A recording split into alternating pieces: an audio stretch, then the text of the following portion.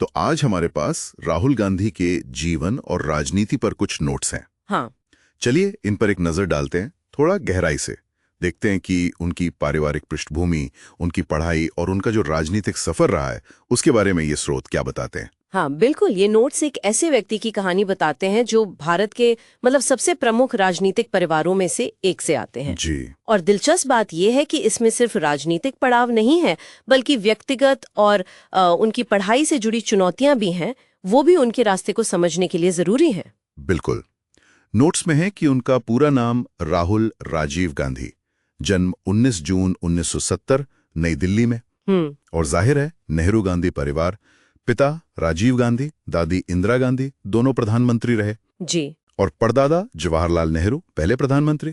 तो विरासत तो काफी बड़ी है, बहुत बड़ी विरासत। और इसी के साथ कुछ कह सकते हैं असाधारण हालात भी जुड़े रहे, खासकर जब वो पढ़ रहे थे। सही कहा। शुरुआती पढ़ाई तो दिल्ली और देहरादून में हुई, लेकिन नोट्स बताते हैं कि 1984 में इंदिरा जी की हत्या के बाद सुरक्षा की चिंताएं इतनी बढ़ गई कि उन्हें विदेश जाना पड़ा, और वो भी एक छद्म नाम से। हाँ, ये बात अहम है। हार्वर्ड में शुरू किया, फिर सुरक्षा कारणों से ही फ्लोरिडा के लॉरेंस कॉलेज गए। अच्छा। और बाद में कैम्ब्रिज के ट्रिनिटी कॉलेज से डेवलपमेंट स्टडीज में एमफिल किया। तो ये काफी उथल-पुथल भरा रहा उनका शैक्षिक जीवन, है ना? बिल्कुल। ये छद्म नाम, बार बार संस्थान बदलना, ये दिखाता है कि कितना दबाव रहा होगा। और ऐसे हाई प्रोफाइल परिवारों के लोगों को शायद ये सब झेलना पड़ता है।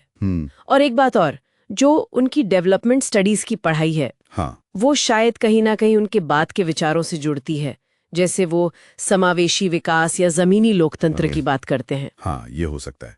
तो इस पृष्ठभूमि के बाद फिर वो राजनीति में आए। जी। नोट्स के मुताबिक 2004 में अमेठी से सांसद बनकर, हाँ, औपचारिक प्रवेश। फिर 2007 में कांग्रेस महासचिव बने और उन्होंने युवा कांग्रेस और NSUI जो स्टूडेंट्स यूनियन है, उसमें सुधारों पर काफी जोर दिया। आंतरिक सुधारों पर। और 2013 में पार्टी के उपाध्यक्ष बन गए। तो ये वो समय था जब उन्हें पार्टी में बड़ी जिम्मेदारियां मिल रही थी। हाँ, पर फिर चुनावी राजनीति की चुनौतियां सामने आई। हाँ बिल्कुल। 2014 का जो आम चुनाव था, वो एक कह सकते हैं बड़ा मोड़ था। हाँ, बहुत बड़ा। उनके नेतृत्व में ही लड़ा गया था वो चुनाव, और कांग्रेस की सीटें घटकर सिर्फ 44 रह गईं।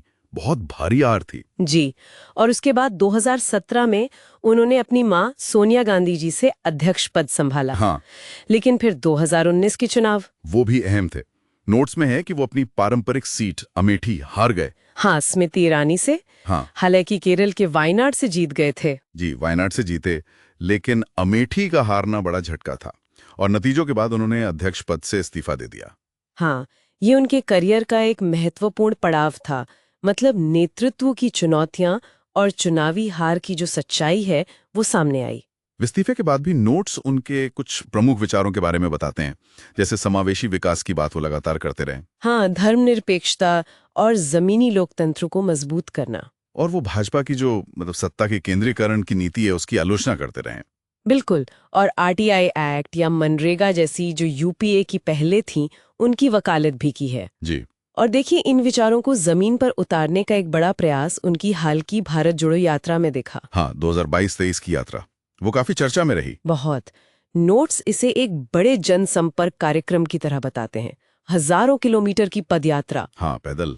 मकसद था सीधे लोगों से जुड़ना, पार्टी कैडर में एक नई ऊर्जा भरना, और शायद मुद्दे भी उठाना, जैसे बेरोजगारी, असमानता। हाँ बिल्कुल, किसानों के मुद्दे, इन सबको राष्ट्रीय बहस में लाने की कोशिश थी। जहां तक उनकी निजी जीवन की बात है, नोट्स में ज्यादा जानकारी नहीं है, बस इतना कि वो इसे निजी रखना पसंद करते हैं। हाँ, और फिटनेस, पढ़ने, घूमने में रुचि रखते हैं। जाहिर है, उनके पूरे करियर में उनके नेतृत्व पर, उनकी रणनीतियों पर समर्थन भी मिला है और आलोचना भी हुई है। तो अगर हम इन सारी बातों को देखें, तो एक ऐसी तस्वीर बनती है जो एक बहुत शक्तिशाली राजनीतिक विरासत से शुरू होती है, फिर शिक्षा के दौरान असामान्य अनुभव, हाँ। फिर सक्रिय राजनीति में आना, बड़ी भूमिकाएं निभाना, चुनावी उतार चढ़ाव देखना, और हाल के ये प्रयास पार्टी को फिर से खड़ा करने के, जनता से सीधे जुड़ने के। बिल्कुल, भारत जोड़ो यात्रा उसी का एक उदाहरण है। तो हमने देखा कि कैसे परिवार, सुरक्षा, शिक्षा, चुनाव, विचार, इन सब ने मिलकर उनके सफर को एक आकार दिया है।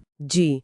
और इन सब जानकारियों को देखते हुए एक सवाल जरूर मन में आता है, जिस पर शायद आगे सोचा जा सकता है क्या? कि क्या ये जो नए तरीके हैं जनसंपर्क के, जैसे भारत जोड़ो यात्रा, जो शायद पारंपरिक राजनीतिक रणनीतियों से थोड़े अलग हैं, हाँ, क्या ये तरीके चुनावी हार के बाद राजनीतिक बहस को बदलने में या जनता से फिर से जुड़ने में लंबे समय में ज्यादा असरदार साबित होंगे?